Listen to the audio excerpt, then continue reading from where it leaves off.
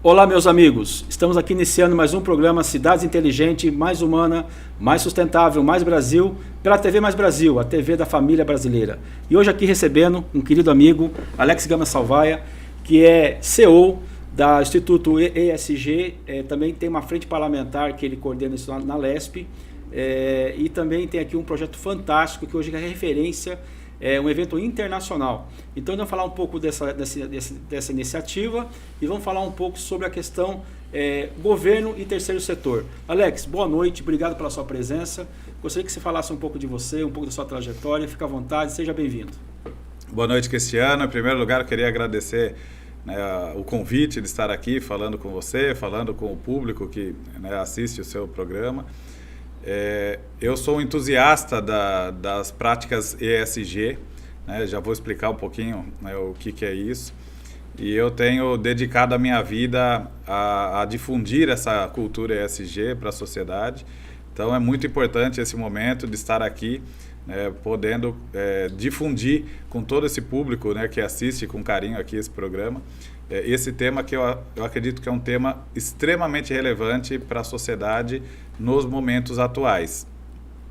Só para quem não sabe, ESG é uma sigla que vem do inglês, que significa ambiental, social e governança. Ele foi cunhado em 2004, portanto já temos 21 anos de existência do ESG, não é algo que é novo. E ele tem a ver com uma observância de práticas voltadas à análise do impacto ao meio ambiente que as atividades das pessoas geram, seja atividades empresariais, atividades governamentais, de todo tipo de iniciativa. Também os impactos sociais das suas atividades, olhar para dentro da sua estrutura. Antigamente, era muito comum as empresas, por exemplo, pensarem em responsabilidade social corporativa, que é promover ações na comunidade ali do entorno onde elas estão instaladas, patrocinar time de futebol de periferia, promover ações de saúde para a população mais carente, mas o ESG ele olha para dentro da organização, olha para dentro da equipe para saber se as pessoas estão tendo oportunidades, se está tendo uma política de inclusão de pessoas, se tem respeito à diversidade, direitos humanos. Então, isso é o que o S do ESG, o social, prega. E a governança é o motor de como isso tudo é feito, que é o como vai ser feito o trabalho na esfera social e na esfera ambiental. São as regras pré-estabelecidas pelas estruturas, pelas empresas e organizações, de como elas vão desenvolver isso. Qual que é o objetivo disso? Em primeiro lugar, com uma análise do impacto que as atividades geram ao meio ambiente e à sociedade, a meta é reduzir esse impacto, em primeiro lugar, e depois que conseguir mitigar esse impacto ao máximo, passar a ter um papel de positivo com o meio ambiente. Então, nós temos hoje uma economia que ela é degenerativa, então ela destrói o meio ambiente, e a ideia é que nós possamos ser criativos para que a nossa economia seja favorável, benéfica ao meio ambiente. Então, esses pontos são pontos que têm sido discutidos, que são de extrema relevância, uma vez que as causas de problemas ambientais, por exemplo, mudanças climáticas. Nós estamos vivendo, nessa semana, problemas de qualidade do ar, a umidade do ar muito baixa. Em Ribeirão Preto, essa semana teve umas imagens que eu não sei se você chegou a ver, de uma nuvem vermelha na cidade, como se fossem muitas partículas sólidas de terra na cidade. E isso são efeitos das mudanças climáticas que nós estamos vivendo nesse momento. E quem que causa essas mudanças climáticas? Principalmente a atividade econômica, as indústrias as empresas, elas têm atuações que impactam o meio ambiente. E não faz muito sentido quando uma pessoa degrada e a conta seja paga pela sociedade. Então, a ideia é que, quando você tem uma atividade, você se responsabilize pelos efeitos dessa atividade e você passe a preservar o meio ambiente para as futuras gerações. Então, basicamente, esse é o conceito do ESG, né, e nós temos trabalhado para que isso seja, né, absorvido pela população, absorvido pelas lideranças empresariais e principalmente pelos governantes que precisam assumir, né, a responsabilidade de fomentar essa agenda em toda a sociedade. Fantástico, Alex. Eu acho que, olha, formidável. A gente vai, durante a entrevista, detalhar um pouco mais, exemplificando essa questão da importância da ESG. E o que você está colocando nada mais é da questão do papel da responsabilidade social e ambiental, que há tanto tempo bate em nossas portas, né? Seja na área pública, seja na área privada. E essa ideia, essa iniciativa de criação desse instituto, onde o instituto ele consegue colocar ali em prática um projeto onde você coloca a bandeira explícita da importância das empresas observar, vamos nos adequar, né? Quais são as políticas públicas hoje que existem, o que precisa ser feito na esfera pública, na esfera privada. A questão aí no nosso país, Brasil, existe muito essa questão cultural, né? Sempre é muito lento, sempre a construção é uma forma muito amorosa e muitas vezes tem que ser feito até de uma forma de pressão, mas é óbvio, o mais importante também é buscar o apoio da sociedade. Nesse contexto entre privado e público, nesses 21 anos já de pauta da ESG, principalmente em relação ao Brasil, Alex, o que nós conseguimos avançar na prática? Olha, o Brasil ainda é uma figura muito jovem, né, nas implementações de regras voltadas ao ESG. Nós temos uma resolução da CVM, né, que é a Comissão de Valores Mobiliários, que regula as atividades de empresas listadas na Bolsa, a resolução 193, que determina que essas empresas que têm o capital aberto na Bolsa de Valores, elas passem a demonstrar, né, em relatórios as práticas ESG que elas detêm. Então, isso é uma iniciativa que já impacta, né, de alguma maneira a economia, embora tenhamos poucas empresas, né, comparado ao universo de milhões de empresas abertas no Brasil hoje. Nós temos poucas empresas, mas do ponto de vista econômico elas têm uma simbologia muito grande. Também temos alguns movimentos em termos de normas, por exemplo, voltado ao mercado de carbono. O Brasil regulamentou, né, finalmente foi o último país a regulamentar o mercado de carbono, obrigando as empresas a relatarem as suas emissões. Empresas vão ter que, no primeiro momento, informar quanto que elas emitem de carbono nas suas operações e determinado número, né, de porte aí de emissão de carbono, a empresa vai ter que, além de relatar, ela vai ter que compensar isso através da aquisição de créditos de carbono. Então, isso já é uma iniciativa que vai começar a gerar um impacto positivo na nossa sociedade. Temos também algumas normas que foram criadas, por exemplo, a obrigatoriedade de equiparação salarial entre homens e mulheres ocupando a mesma função, né, o mesmo cargo. Parece até uma questão que não deveria precisar de uma lei para isso, né? Se a vaga é para gerente comercial, se é ocupado por homem ou por mulher, deveria ser irrelevante, né? O valor da remuneração deveria ser o mesmo, mas precisou, né, ter uma lei recente que exigisse essa equiparação salarial. Nós temos também algumas atividades voltadas ao poder público. Temos indicadores, né, de gestão pública, como o IEGM, aqui no Tribunal de Contas do Estado de São Paulo, o IESGO, que é um indicador do Tribunal de Contas da União, que também está começando a analisar essas práticas para o setor público, ou seja, os tribunais de contas estão começando a impor para os órgãos públicos que observem essas práticas e, através de indicadores, avaliem a qualidade aí dessas práticas na gestão pública. Temos a Frente Parlamentar ESG, que foi criada lá no Congresso Nacional, é uma frente parlamentar mista, criada no ano passado, presidida pelo deputado Flávio Nogueira, deputado federal. E agora, em São Paulo, no mês de fevereiro desse ano, o deputado Alex Madureira criou a Frente Parlamentar ESG, e nós temos feito um trabalho lá. Ele nos convidou, né, o Instituto, para fazer parte da Secretaria Executiva da Frente Parlamentar, e nós temos feito um trabalho de reunir a entidade, né, as entidades setoriais. Nós identificamos 31 entidades setoriais, estamos convidando essas entidades para assumir uma função, né, de presidência de comitês setoriais dentro da Frente Parlamentar. E cada comitê setorial vai ser formado pela entidade setorial, por empresas daquele segmento e profissionais da área de ESG, para apresentar temas prioritários que aquele setor entende que deve ter uma regulamentação, e dentro de um prazo de até 31 de dezembro do ano que vem, esses comitês setoriais devem apresentar minutas de projetos de lei para que os 21 deputados que compõem essa frente parlamentar possam se interessar por propor esses projetos de lei para que seja regulamentado aqui no estado de São Paulo o fomento a essas práticas ESG.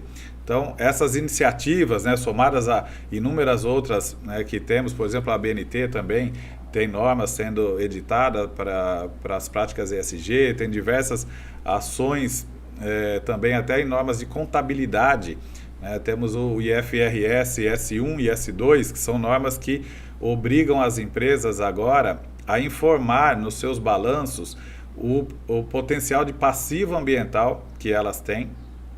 Isso vai refletir no valor das empresas. Então, vou dar um exemplo. Se você tem uma empresa que tem um valor lá de R$1 bilhão, só que ela tem uma atividade que tem um potencial de passivo ambiental muito grande, que ainda não aconteceu, né? Vamos lembrar da tragédia que foi lá em Brumadinho e Mariana, né? A Vale tinha operações lá e tinha risco de ter rompimento daquelas barragens. Antes delas acontecerem, era só um potencial, né, risco ambiental. Quando elas aconteceram, aquilo se deflagrou e o valor da empresa caiu, né, naquele momento, por conta do acidente que aconteceu naquelas barragens. A ideia é que agora seja constado em balanço esse risco já desde antes de acontecer alguma situação que tenha uma degradação ambiental muito grande. Por quê?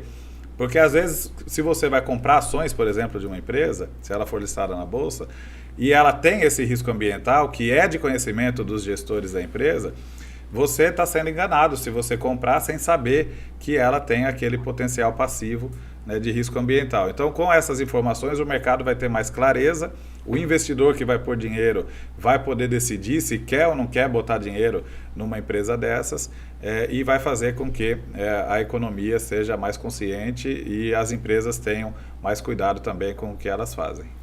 E isso está colocando, Alex, é muito importante porque mostra a necessidade, é muito necessário de realmente nós brasileiros ter essa consciência, não somente da preservação ambiental, não é preservar por preservar, mas preservar pela vida, pela nossa sobrevivência. Até quando foi nos anos 2000, houve um esforço de alguns consórcios intermunicipais de bacias, onde eles fizeram uma proposta de mapeamento das áreas de manancial dentro das propriedades particulares rurais, aonde aquele produtor rural, se ele conseguisse ali, fizer todo um levantamento dessas áreas de manancial, de nascentes, reflorestar, cuidar, ele estaria recebendo aí uma bonificação, né? Eu acho que foi extrema a cidade pioneira nesse contexto, lá nos anos 2000. E o mais importante, essa certificação dentro de um cenário mundial, isso mostra que o país é sério ou não. E se tratando de um Brasil, um país continental, um país com tantos recursos naturais, o quanto se faz necessário ter essa política pública, não só da preservação, mas de estímulo à preservação, e que as pessoas também possam entender que elas, além de garantir algo que vai garantir a sua sobrevivência, a água, o nosso ar, qualidade do ar, qualidade de vida, vai ter também um leque enorme de retorno financeiro. Nós estamos falando aqui, por exemplo, do crédito carbono, essa questão, por exemplo, dessa realidade das mudanças climáticas, dos extremos, né? Já estamos vivendo isso. O quanto que os municípios vão ter que refazer todo um planejamento, rever as suas questões das suas áreas de preservação, colocar ali no plano diretor, no planejamento do município, na parte orçamentária em especial, a questão dos impactos ambientais. Então, a gente acha que o que você está colocando no ESG é uma situação nova, que é para o futuro. E, na verdade, isso já está atrasado na agenda. O que a gente acompanha hoje aí na questão cultural, da falta de fiscalização, da falta de seriedade mesmo por parte dos governos. Muitas vezes a gente fala assim, o governo tem que fiscalizar, mas essa estrutura de organização, de fiscalização, de controle funciona, né? Então toda essa política de cobrança, de imposição é uma necessidade mundial, né? Então eu gostaria que você falasse um pouco, você já destacou alguns pontos, mas de uma forma um pouco mais específica na questão ambiental, o quanto que o ESG, uma vez implantada, respeitada, planejada, sendo vista com bons olhos, o quanto que a sociedade vai ganhar com isso, Alex? Olha, eu tenho aprendido, né, algumas questões que, em primeiro lugar, trabalhar com isso não é trabalhar para fazer algo bonitinho, para poder ter uma matéria de jornal, de dizer que está cuidando do meio ambiente, mas é uma questão estratégica de garantia de continuidade dos negócios. Eu vou dar um exemplo, né, aqui, fazendo uma analogia para que as pessoas possam entender. Vamos supor que você trabalhasse com corrida de cavalos. E o seu cavalo, quando ele faz uma corrida, ele sofre um desgaste, né? Então, depois dessa corrida, você precisa dar comida para ele, você precisa fazer um tratamento ali, né, de eventuais lesões que ele possa ter tido ali na corrida. E se você não fizer isso, embora ele tenha, como um organismo vivo, capacidade de se regenerar, como você vai ter uma outra corrida logo num intervalo pequeno de tempo, você pode ir somando pequenas lesões, até chegar ao ponto que aquele cavalo não vai ter condições mais de participar de nenhuma corrida. E aí o seu negócio, que depende de cavalos para correr, vai ficar inviável, porque você não vai ter mais cavalos ali com capacidade de correr. Nós estamos fazendo isso com o planeta. Nós estamos utilizando recursos naturais numa capacidade muito superior do que o planeta consegue regenerar. Só para vocês terem uma ideia, esse ano, no mês de julho, nós consumimos todo o recurso natural que o planeta conseguiria gerar durante o ano todo. Então, de agosto para frente, nós estamos já no cheque especial. A gente já está consumindo recursos naturais do ano seguinte, do outro ano seguinte, e isso vai chegar a um ponto que não vai ter mais condições. E ninguém consegue fazer nada sem utilizar recursos naturais. Absolutamente nada. Até aqui dentro dessa estrutura da TV, nós precisamos do ar, né? Se alguém aqui falar, vamos ficar sem respirar, sem utilizar o recurso natural do ar, né, as pessoas vão morrer em poucos minutos.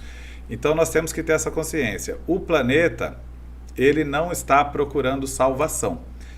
Nós vemos muitas frases, salve o planeta, salve o planeta. E isso dá uma impressão errada.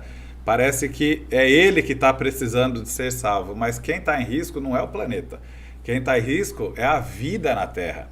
Porque o planeta, enquanto planeta, ele vai continuar sendo planeta, independente se tiver alguém morando aqui ou não, se tiver água limpa ou não, se tiver desertificação, se a Amazônia virar um deserto, o planeta Terra vai continuar sendo o planeta Terra, vai continuar no sistema solar, vai continuar com a sua rotação da mesma forma. Assim como os planetas vizinhos que nós temos aqui, eles são planetas desde sempre e eles não precisam, né, de ninguém ali para dizer alguma coisa para eles. Então nós temos que cuidar da nossa sobrevivência. E se nós não fizermos isso, nós estamos comprometendo o futuro dos nossos negócios nós estamos comprometendo o futuro das próximas gerações e está chegando um ponto de ser irreversível. Se nós não tomarmos essa consciência de que precisa mudar muito forte, pode ser irreversível esse processo. Para mim, a humanidade é como aquela pessoa que nasceu pobre, trabalhou a vida toda para se tornar uma pessoa rica, conseguiu isso, ficou rica, mas quando chegou no final da vida, a conta foi cobrada. Ou seja, ela perdeu saúde para ficar rica, ela não cuidou do corpo, ela não fez uma atividade física, ela não manteve um relacionamento familiar, por exemplo. Então a pessoa está lá sozinho, com 70 anos de idade e gastando todo o dinheiro que tem para tentar manter o mínimo de qualidade de vida. Ou amenizar o sofrimento. Né? Exatamente. Então, isso é uma história que eu tenho certeza que a grande maioria das pessoas conhece alguém nessa situação. E a humanidade tem feito isso, tem usado o planeta de uma maneira desenfreada para poder se enriquecer. Né? Hoje nós temos acesso a coisas que os nossos avós, na vida toda deles, eles não tiveram, e nós temos acesso em um mês em coisas impressionantes e informações, né, gigantes. Eu lembro quando eu era criança que para fazer uma pesquisa tinha que pegar a Barça, né, a enciclopédia Barça ali para poder conhecer algumas informações. Hoje, com a inteligência artificial, você pergunta qualquer coisa e traduz documentos, faz tudo o que você quiser. Então nós temos acesso a coisas muito maiores e muito melhores do que nossos avós tiveram. Mas nós precisamos garantir que tenha sustentabilidade para o futuro. Não é uma questão de fazer bonito para os outros, é uma questão de se autopreservar. O que você está colocando, Alex, é muito importante, que na verdade tudo vira em torno de um recurso natural. Né? Tudo que é feito de uso no nosso dia a dia, existe ali um recurso natural sendo utilizado.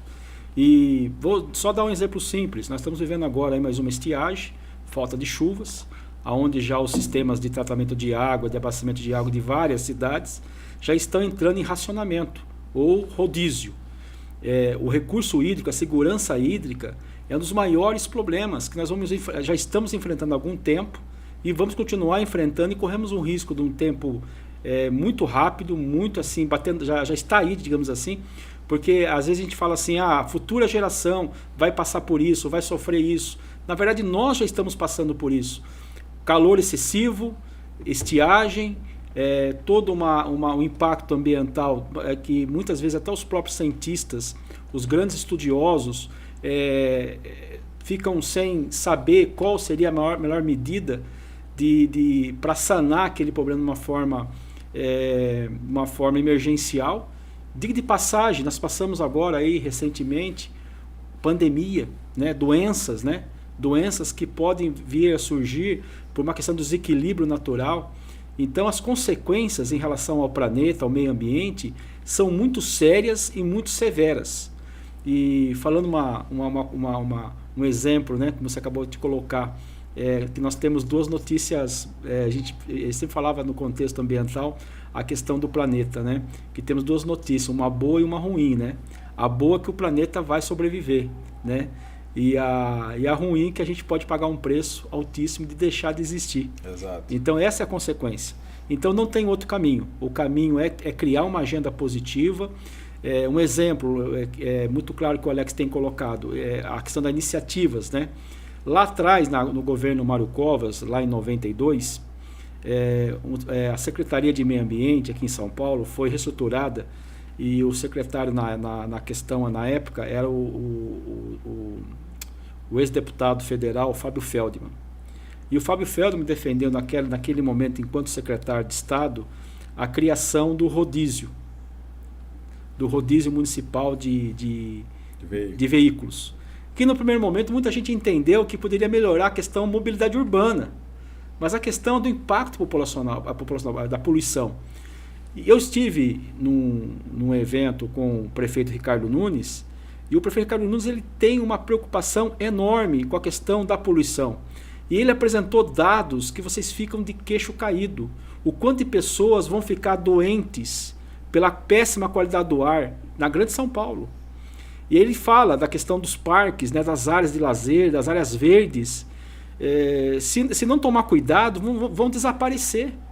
A qualidade do ar péssima devido a uma série de emissão de poluentes e que todos nós acaba respirando esses poluentes e que vai gerar o quê? Vai gerar doenças, né? Exato. Então é um complexo de consequências, né?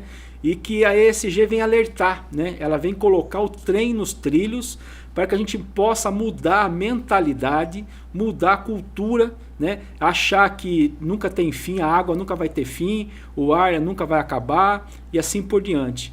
E, Alex, eu gostaria que você falasse um pouco, na parte prática agora. Você é um grande idealizador, você vive a ESG, você mostra o que é ESG.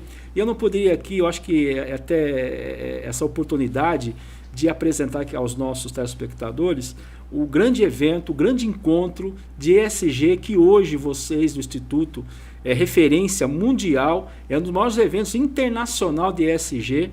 E você fez um piloto, uma inicial no município de Piracicaba. Eu queria que você falasse um pouco dessa iniciativa, qual foi a experiência e o que a gente pode aguardar desse movimento para que a gente possa levar para o Brasil todo. Muito bom. Tem sido uma honra, né, ter sido um dos pioneiros nesse trabalho aqui no Brasil. Eu era secretário de Meio Ambiente em Piracicaba, né, na gestão anterior. E a minha formação, eu sou advogado, trabalhava com direito tributário antes de entrar para a prefeitura. E quando eu assumi o cargo de secretário de Meio Ambiente, eu procurei um curso que eu pudesse ter algum tipo de familiaridade com aquele assunto, né, das questões ambientais, porque eu tinha a intenção de trabalhar algum projeto que deixasse uma marca da minha passagem ali pelo poder público. Eu sabia que eu queria só uma passagem mesmo, não queria nenhum tipo de carreira, né, voltada para isso, mas eu queria que essa passagem tivesse uma marca. E encontrei um curso de ESG e na primeira aula eu já me apaixonei pelo tema, já achei algo extremamente relevante. Eu não fazia ideia do que era ESG até então, e esse curso me abriu algumas oportunidades. Nas primeiras aulas foi dito o seguinte, que uma das grandes dificuldades do ESG é que não existe um sistema de metrificação que seja universal, ou seja, cada um acha que ESG é uma coisa, não tem nenhum lugar dizendo ESG é isso e ponto final. Então, isso dá margem para muitas interpretações e dá margem para pessoas dizendo que estão altamente comprometidas com algo muito raso, enquanto outras empresas têm uma régua mais alta e elas não conseguem dizer que estão altamente comprometidas porque ainda estão num processo de adaptação. Então isso acaba gerando um desequilíbrio aí entre as empresas e dá espaço para muita informação equivocada que o mercado chama de greenwashing, né? Que é quando você diz que você está fazendo algo que é bom para o planeta, que na verdade não é. Nesse meio tempo, eu provoquei então os profissionais da área para dizer, olha, aqui a prefeitura, eu já me dei conta que a prefeitura, né, o poder público, é um indutor de comportamento. Se não existe nenhum programa de certificação, não tem algo que avalie, né, que audite as práticas ESG, será que faz sentido o poder público criar um programa de certificação e dar início a esse processo? Não é muito comum o poder público criar programas de certificação. A maioria das certificações do mundo são baseadas na iniciativa privada, como normas ISO, por exemplo. Elas não têm nenhum vínculo com o poder público. Mas eles acharam que era interessante, sim, né, a prefeitura ter essa iniciativa e nós começamos esse processo. Foi criado um programa de certificação com auditoria. Em 4 meses de lançamento já tinha 98 empresas inscritas, várias multinacionais do município inscritas nesse programa de certificação. E nós contratamos também uma entidade que fez um curso de capacitação, né, em ESG para profissionais das empresas da cidade. Nós fizemos um edital de chamamento, quase 100 empresas se inscreveram e indicaram até 3 funcionários para participar dessa capacitação que foi custeada pela prefeitura. Isso já foi uma quebra de paradigmas, que foi a primeira vez que a prefeitura gastou dinheiro com qualificação de pessoas empregadas. Porque normalmente essa verba é utilizada para pessoas desempregadas, com cursos de manicure, né, de eletricista, para gerar uma renda para pessoas que estejam desempregadas.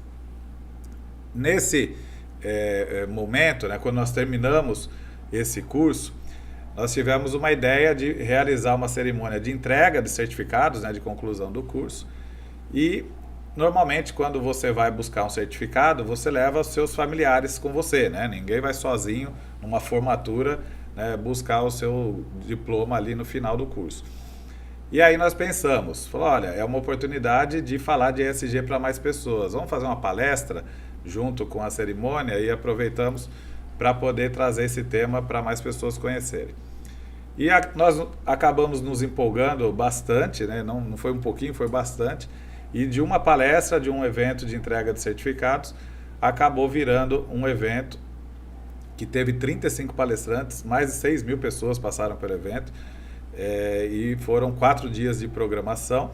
E no fim nem entregamos o certificado nesse evento, e ele já se tornou o maior evento ESG da América Latina, e ele tem o propósito de difusão e democratização da cultura ESG. Nós não cobramos ingresso para as pessoas participarem.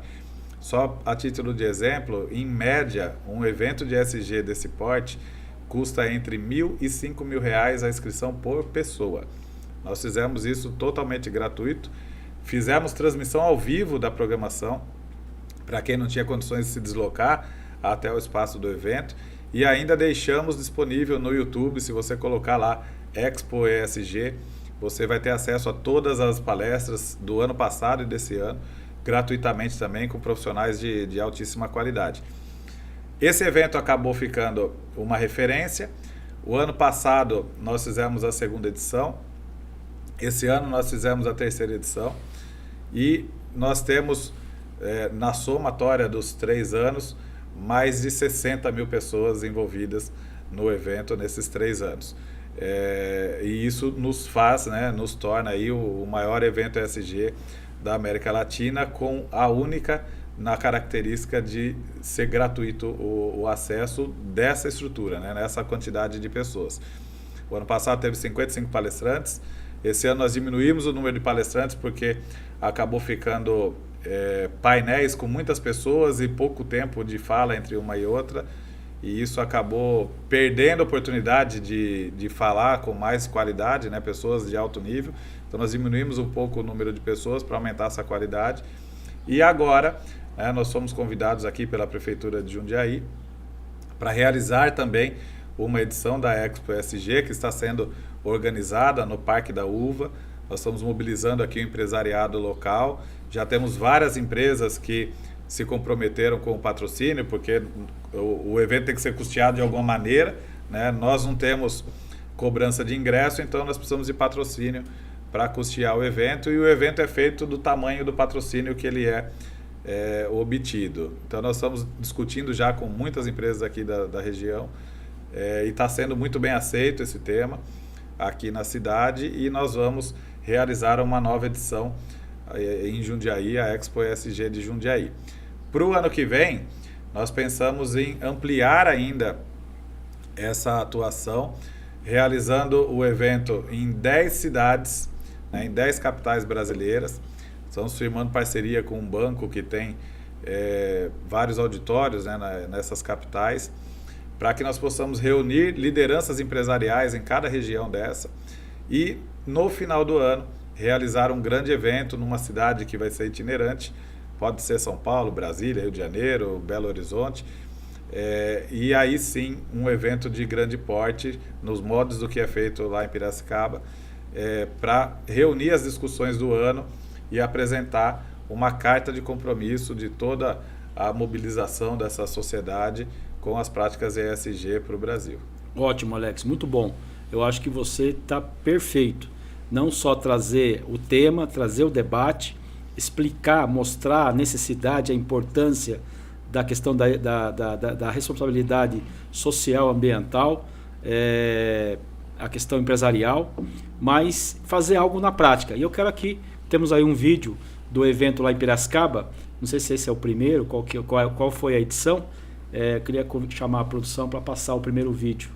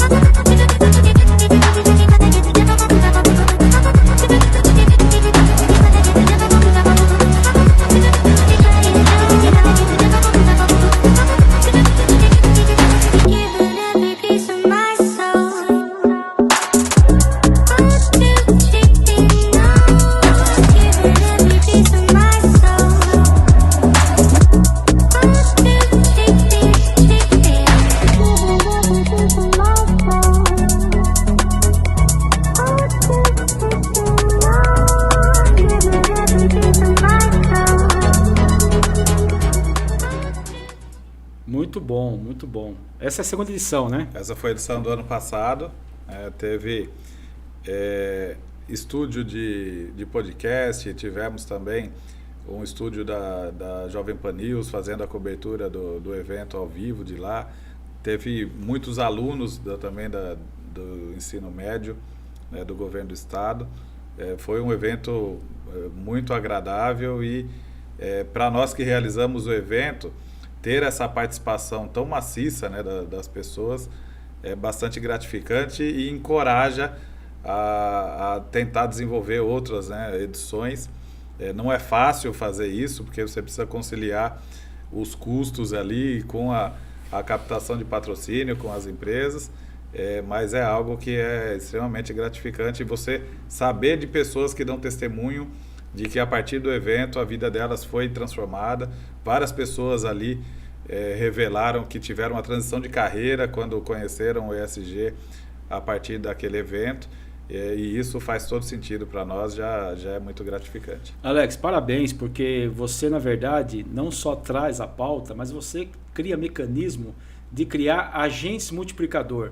E o que é mais interessante, todo evento de conhecimento, de busca pelo conhecimento, é você trabalhar uma linha onde a pessoa fica numa condição muito confortável, um ambiente saudável, um ambiente de harmonia, um ambiente de aprendizagem. E eu quero aqui também mostrar que a ESG não é só a questão da responsabilidade, da questão do cuidar do meio ambiente, mas cuidar da vida, do ser humano. Então o que você está colocando é desenvolvimento humano com sustentabilidade, né? Econômico e com responsabilidade. Mas o vídeo que vem na sequência mostra um pouco agora esse trabalho também, que o evento ele abre um pouco essa possibilidade para o esporte, para a saúde. Eu queria chamar então o próximo vídeo desse evento Piracicaba, que foi um sucesso e hoje é referência em todo o mundo, internacional. 7.000 atletas inscritos. Um evento que vai além do esporte. Aqui, cada passo tem um propósito. Empresas, atletas e a comunidade unidos por um futuro mais sustentável, mais inclusivo, mais consciente. A Corrida Expo ESG não é só uma corrida, é um movimento de transformação. Faça parte desse movimento.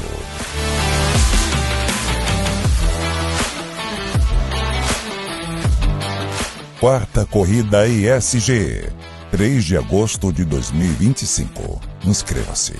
Se é sozinho, não é ESG.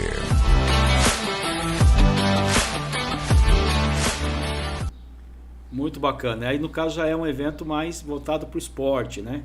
Na verdade, a programação... Que está dentro da programação. Sim, a programação do evento consiste em palestras, né? Então, nesse ano nós tivemos 3 dias de palestra, que foi quarta, quinta e sexta.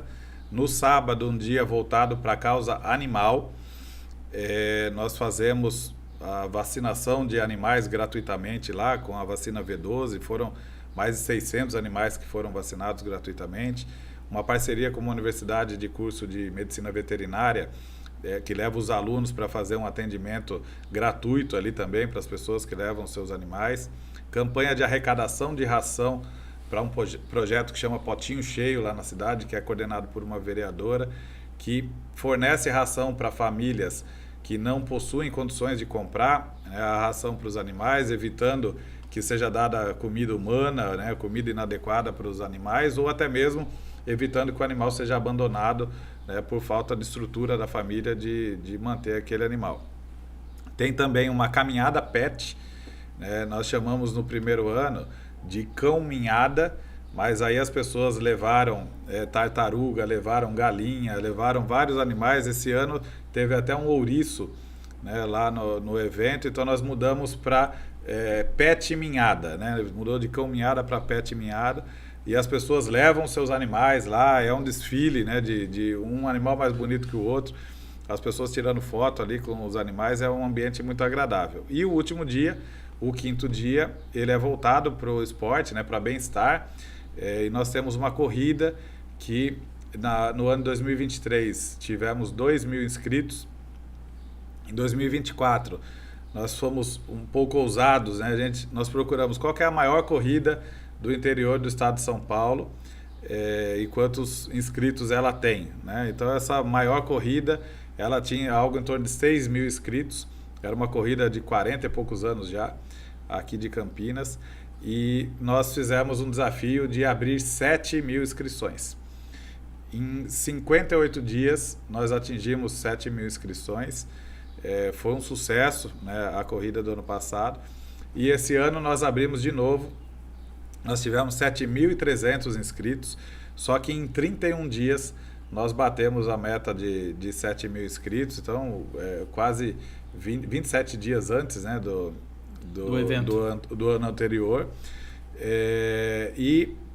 Nesse dia nós tínhamos lá, porque as pessoas que vão correr, elas levam também a namorado leva algumas pessoas, porque vem pessoas de 140 municípios diferentes para a corrida, e essas pessoas acabam passando o dia em Piracicaba, né, almoçam, né, frequentam lá a gastronomia local.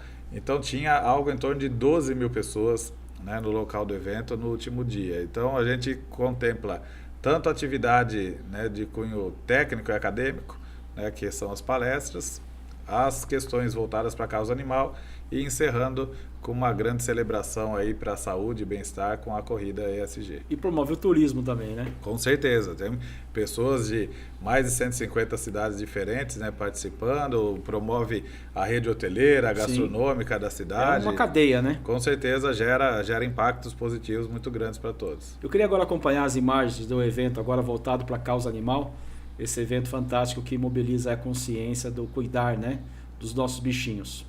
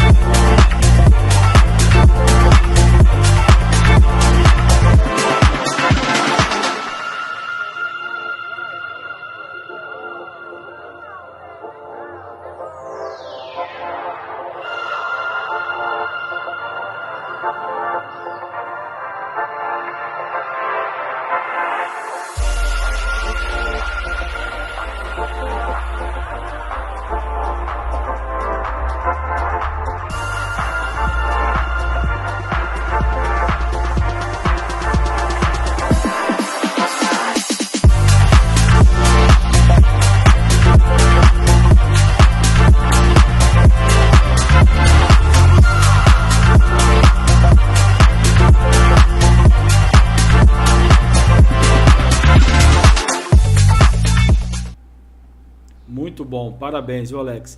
Alex, agora voltando um pouco para essa questão da oportunidade.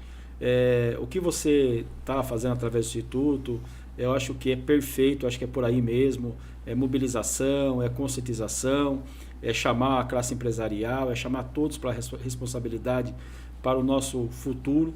mas eu quero aqui já colocar uma iniciativa sua também, que é a proposta de um projeto de lei, aonde isso está sendo colocado para os municípios, para as câmaras municipais, aonde a municipalidade, a prefeitura, junto com a Câmara, eles possam também ter uma lei que vai estar ali determinando todos os tópicos, todos os caminhos, para que seja feita uma adequação no funcionamento da máquina pública, porque a prefeitura também é uma empresa, o órgão legislador também é o canal de representação da população. Então eu gostaria que você falasse um pouco desse projeto de lei, a importância desse projeto de lei para as cidades e como a gente pode estar fazendo para a gente levar essas boas novas e trabalhar juntos nessa iniciativa para a gente poder, de uma vez por todas, construir esse entendimento, construir essa relação entre sociedade, ESG e um futuro saudável. Muito bom esse ponto. Eu escrevi um livro, né, um livro digital, que chama Métricas ESG no Setor Público. E dentro desse livro eu coloquei duas minutas de projetos de lei, uma de competência municipal e outra de competência estadual, para divulgar essa oportunidade, né, e essa possibilidade dos entes públicos criarem as suas próprias normas voltadas ao fomento das práticas ESG. Ao município compete algumas coisas diferentes, né, dos estados, então cria um ambiente, né, de promoção dessas práticas e o Estado de São Paulo, né, nós estamos trabalhando para que o Estado de São Paulo seja o pioneiro na criação dessa norma, possa ser referência para todo o Brasil, voltado aí para a regulamentação, né, do fomento às práticas ESG. Então, os municípios eles têm como indutor de comportamento, né, o poder público como indutor de comportamento, eles têm esse papel de dever e de oportunidade de se posicionar de uma maneira diferenciada. Aqueles municípios que fizerem isso primeiro, eles vão se diferenciar em relação aos demais e vão com isso atrair para si investimentos, né, várias oportunidades de desenvolvimento de negócios que estão procurando lugares que tenham essa mesma vocação, esse mesmo princípio, esse mesmo olhar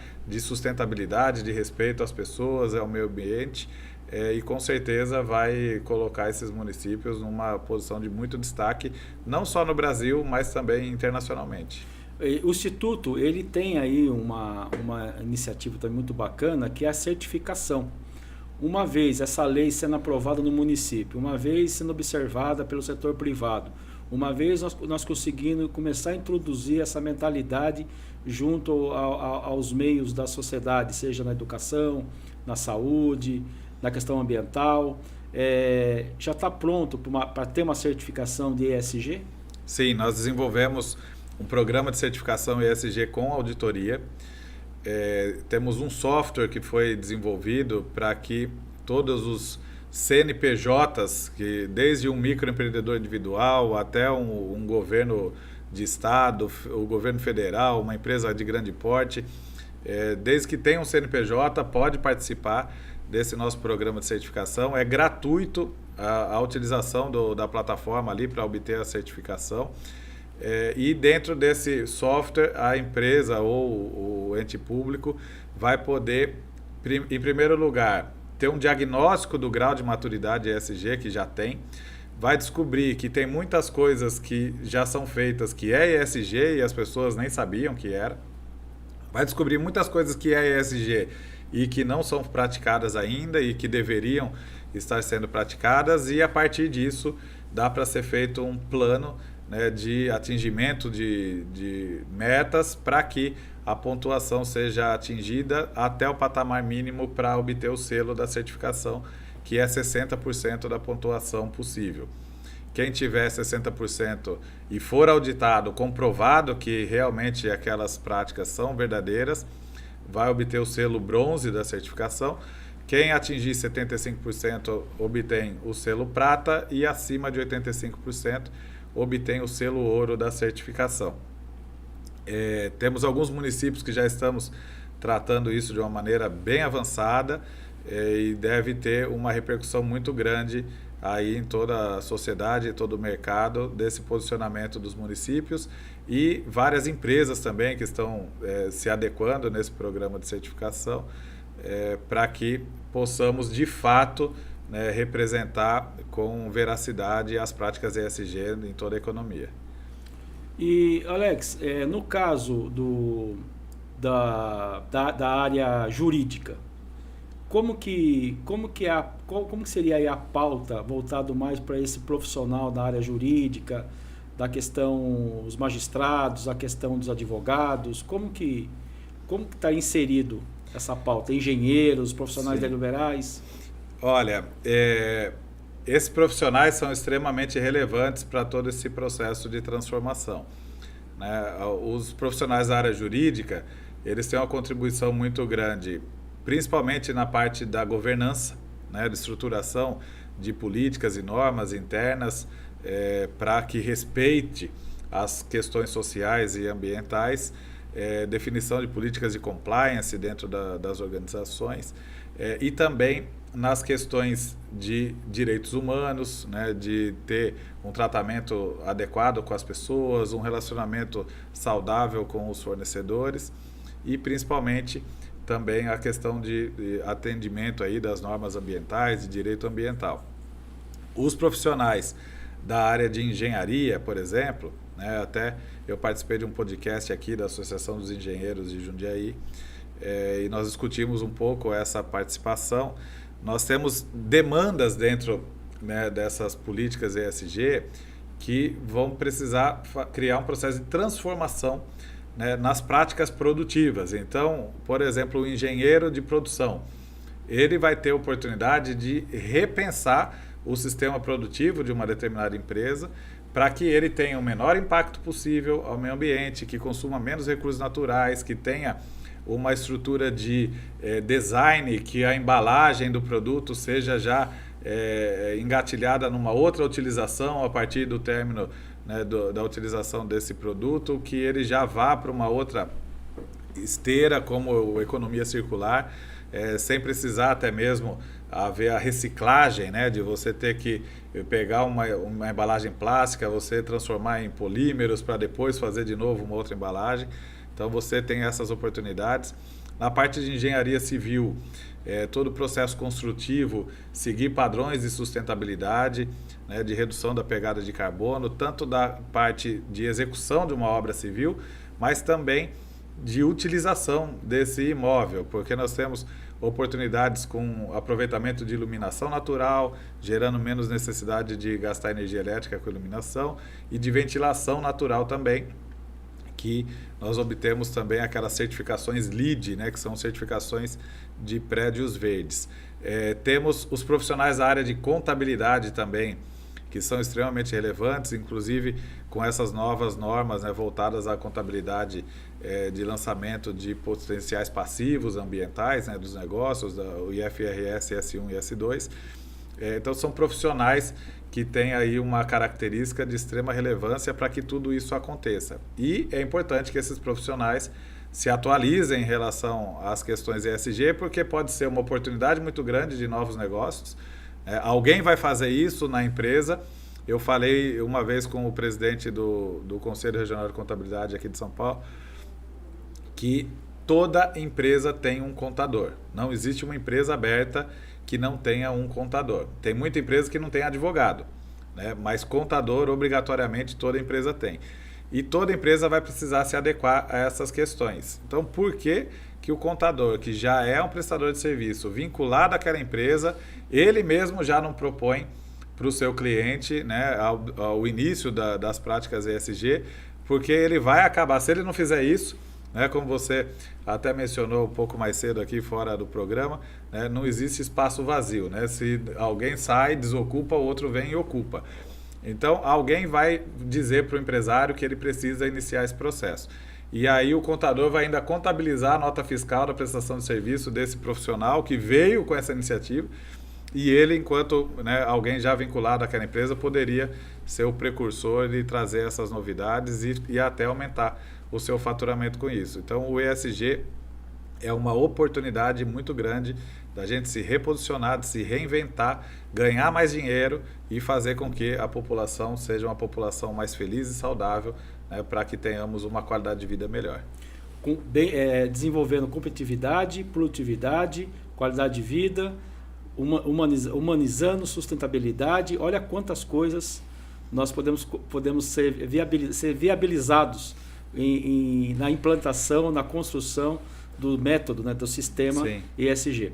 Alex, eu quero aqui te agradecer por essa oportunidade de bater esse papo tão bom, tão importante, tão necessário, e nos abre aí um caminho de luz, um caminho que nós possamos aí construir cidades melhores, construir ambientes mais humanizados e um planeta mais saudável. Então eu quero te agradecer mais uma vez e também pedir a você, para você possa trazer suas considerações finais, passar aí a sua mensagem, e com certeza você pode contar conosco aqui da TV Mais Brasil, pode contar com a nossa Frente Parlamentar em Defesa dos Municípios, e a Confederação Nacional das Câmaras também vai estar junto com o Instituto 212, né? 2i2. Para a gente poder avançar de uma forma mais rápida, de uma forma mais eficiência, com mais eficiência voltada para a área pública, e podendo estar aí fazendo essa recomendação e sugerindo aí essa atenção para essa pauta. Muito bom. Eu queria deixar aqui, né, disponível esse livro que eu mencionei, que eu escrevi sobre métricas ESG no setor público. Ele é de acesso gratuito, então quem tiver interesse pode me procurar de alguma maneira, seja nas redes sociais, né, através de telefone, que eu vou fornecer gratuitamente isso. É uma oportunidade muito grande estar aqui falando com você, porque o seu público com certeza tem tudo a ver com as práticas ESG também, e dizer que o nosso instituto ele tem um slogan que é: se é sozinho, não é ESG. Nós acreditamos muito que esse processo depende de uma atuação coletiva e colaborativa. Nós não estamos competindo, diferentemente de empresas quando competem por um cliente. Nesse quesito, nós não estamos competindo entre as empresas para dizer quem é mais ESG do que a outra. Nós estamos querendo que todos aprendam as melhores práticas, todos tenham acesso às melhores formas, porque só assim nós teremos um futuro, né, de tranquilidade, de saúde para nossos filhos, para nossos netos, e garantir a continuidade também dos nossos negócios. Então, muito obrigado mais uma vez, e se precisar, estou à disposição também para qualquer atividade, principalmente participando aí também desse trabalho com os municípios e as câmaras que vocês realizam. É isso aí, pessoal. Estamos encerrando mais um programa Cidades Inteligente, mais humana, mais sustentável, mais Brasil, pela TV Mais Brasil, a TV da família brasileira. Um bom final de semana a todos, uma boa noite e até a próxima.